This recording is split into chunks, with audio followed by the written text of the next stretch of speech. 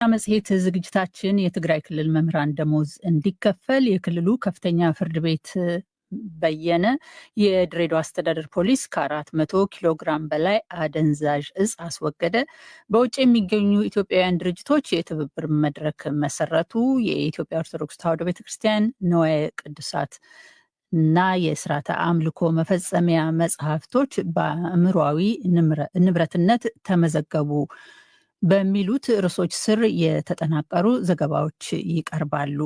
ወደ መጀመሪያው ዘገባ ስናልፍ የትግራይ መምህራን ማህበር በፌዴራል መንግስትና የትግራይ ክልል ጊዜያዊ አስተዳደር ላይ የመሰረተውን ክስ ሲመለከት የቆየው የትግራይ ከፍተኛ ፍርድ ቤት የፌዴራሉ መንግስትና የትግራይ ጊዜያዊ አስተዳደር የአስተማሪዎች የ17 ወራት ደሞዝ እንዲከፍል ውሳኔ ያስተላለፈ። ፍርድ ቤቱ የፌዴራሉ መንግስትና የትግራይ ጊዜያዊ አስተዳደር በአጠቃላይ 5.4 ቢሊዮን ብር የመምህራን ደሞዝ እንዲከፍሉ ውሳኔ ሰጥቷል። ሚሊዮን ኃይለ ስላሴ ከመቀሌ ተጨማሪ ዘገባ አለው።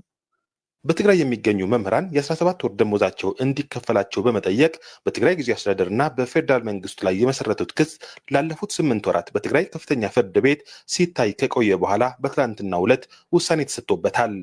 የትግራይ መምህራን ማህበር በትግራይ ትምህርት ቢሮ፣ የትግራይ ፋይናንስ ቢሮ፣ የትግራይ ጊዜያዊ አስተዳደርና የኢትዮጵያ ገንዘብ ሚኒስቴር ላይ የመሰረተው ይህ ክስ 50720 አስተማሪዎች የ2014 እና የ2015 ዓ.ም የ17 ወራት ደሞዛቸው እንዲከፈላቸው የሚጠይቅ ሲሆን ትላንት የትግራይ ከፍተኛ ፍርድ ቤት በዋለው ችሎት አንደኛ ተከሳሽ የሆነው የትግራይ ትምህርት ቢሮ በዚህ የደሞዝ ጉዳይ ተጠያቂነት የለውም የሚል ውሳኔ ያስተላለፈ ሲሆን ሶስተኛ ተከሳሽ የትግራይ ጊዜያዊ አስተዳደርና አራተኛ ተከሳሽ ገንዘብ ሚኒስቴር ላይ ግን ፍርድ ቤቱ ባስተላለፈው ውሳኔ በጋራና በተናጠል ተጠያቂ ናቸው ብለዋል። ሳልሳይ ተከሳሲ ናይ 17 ወርሒ መሃያ ናይ 50 ሶስተኛ ተከሳሽ የ17 ወር ደሞዝ የ50720 የትግራይ መምህራን 5 ቢሊዮን 473 ሚሊዮን 534614 ብር የመክፈል ግዴታ አለበት ተብሎ በሙሉ ድምፅ ውሳኔ ተሰጥቷል።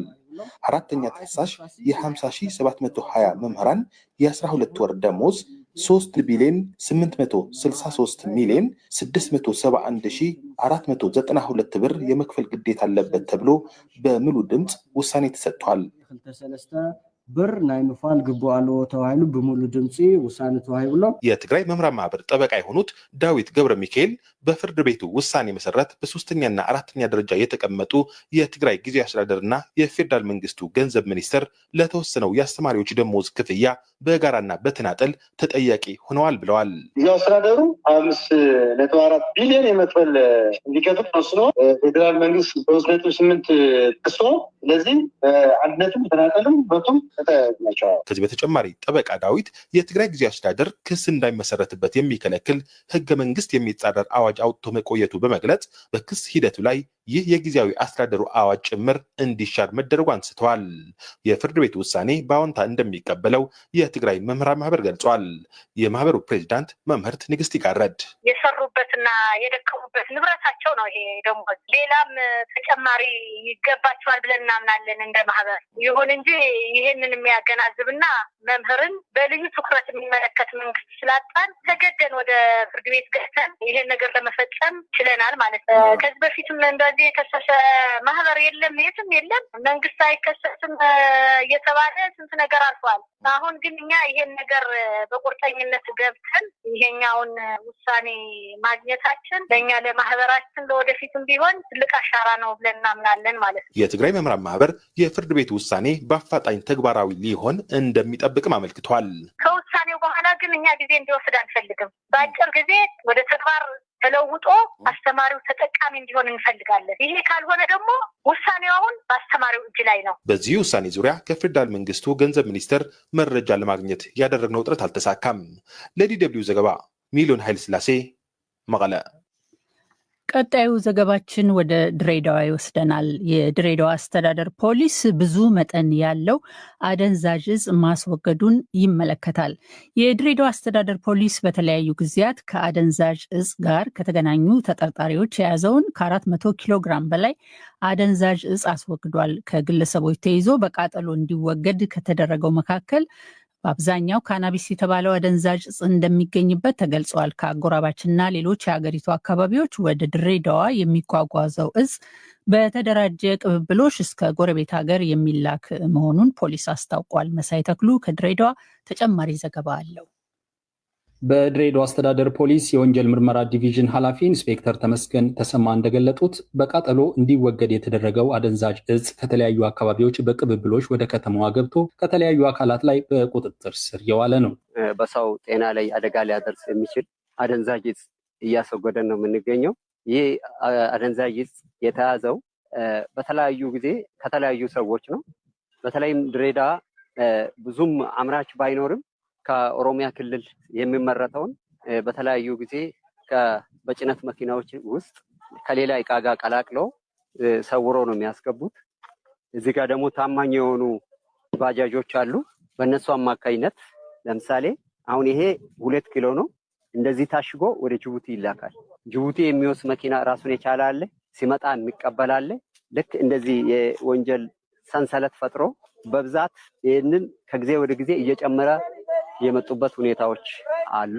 ዲቪዥን ኃላፊው በከተማዋ ከጊዜ ወደ ጊዜ እየጨመረ እንደነበር የሚገለጸው አደንዛዥ እጽ በከተማዋ በሚገኘው የድሬዳዋ ዩኒቨርሲቲ እና ሌሎች አካባቢዎች ፖሊስ እያደረገ ባለው ቁጥጥር መሻሻል ታይቶበታል ባይ ናቸው። እኛ እንደውም እንደ ድሬዳዋ እየተሰራ ያለው ኮሚኒቲ ፖሊሲንግ በየመንደሩ አለ። በዛ መሰረት ሌሎች የጸጥታ ስራዎቹንም ጎን ለጎን ይህንኑ ነው ግንዛቤ የምንሰጠው። አሁን ከዚህ በፊት ከነበረው የተወሰነ ጋባ ያለበት ሁኔታዎች አሉ። ቁጥጥሩ በጣም ከባድ ነበረና ምክንያቱም ከዛ በፊት የነበረው ቁጥጥር ይህን በዲፓርትሜንት ደረጃ ተጠናክሮ የነበረ አልነበረም። አሁን ግን ቦታውም የግድ ስራ የሚፈልግ በመሆኑ ራሱን የቻለ ዲፓርትሜንት ወይም እንትን ተመድበው እየተሰራ ነው ያለው። ከዛ ውጭ ከዚህ በፊት ወደ ዩኒቨርሲቲ አካባቢ ላይ በጣም እየተበራከተ የመጣበት ሁኔታ ነበር። በአሁኑ ሰዓት ግን ይሄ የለም ማለት ይቻላል። ሙሉ በሙሉ ጠፍቷል ባይባልም ሙሉ በሙሉ ጠፍቷል በሚባል ደረጃ እያደረሰን ያለንበት ሁኔታ አለ። በፍትህ ሚኒስቴር የድሬዳዋ ቅርንጫፍ ጽሕፈት ቤት የተደራጁና ድንበር ተሻጋሪ ወንጀሎች አስተባባሪ አቶ ኃይለ አምላክ አወቀ በበኩላቸው በቃጠሎ እንዲወገድ ከተደረገው ሐሺሽ ጋር በተያያዘ የተያዙ ሰዎች እስከ 5 ዓመት በሚደርስ ጽኑ እስራት የተቀጡበት መሆኑን አስረድተዋል። በኢፌዴሪ ወንጀል ሕግ አንቀጽ 525 ላይ በግልጽ እንደተመላከተው ይህን የናርኮቲክ እጽ ወይም ሐሺሽ ማብቀል፣ ማምረት፣ መሸጥ፣ መለወጥ እንዲሁም ይዞ መገኘት ብሎም መጠቀም እንደ ነገሩ ሁኔታ እስከ 10 ዓመት ድረስ የሚያስቀጣ ወንጀል ነው። ዛሬ እዚህ እየተቃጠለ ያለውም በርካታ ግለሰቦች እስከ 5 ዓመት በሚደርስ ጽኑ እስራት የተቀጡበት ነው። በዋናነት ይሄ ክልከላ የተቀመጠበት ዋና ምክንያት በግለሰቦቹ ወይም ደግሞ በተጠቃሚዎቹ ላይ የሚያደርሰው ጉዳት የጤናና የደህንነት ጉዳት እንዳለ ሆኖ ተጠቃሚዎቹ በማህበረሰቡ ላይም የሚያደርሱት ተጽዕኖ ወይም ደግሞ ለወንጀል መንስኤ ስለሚሆን መንግስት በህግ ክልከላ አስቀምጦበታል ማለት ነው። በቃጠሎ ማስወገድ ላይ በታዛቢነት የተገኙት አቶ ኦመር አብዶሽ በፖሊስ የተሰራውን ስራ በአድናቆት ገልጠዋል። በአካባቢያችን ላይ በተለይ ሐሺሽ እንደምናየው በጣም ትልቅ ወጣቶችን ካሰቡት ዓላማ እንዳይደርሱ የሚያደርጉ ከትምህርታቸው ከተለያዩ ያሰቡት እንዳይደርሱ እና ለቤተሰቦቻቸው ታዛዥ እንዳይሆኑ ወደ ነፍስ ግድያ የሚገቡበት ወደ ስርቆት የሚገቡበት መንስኤ ሐሺሽ ነው።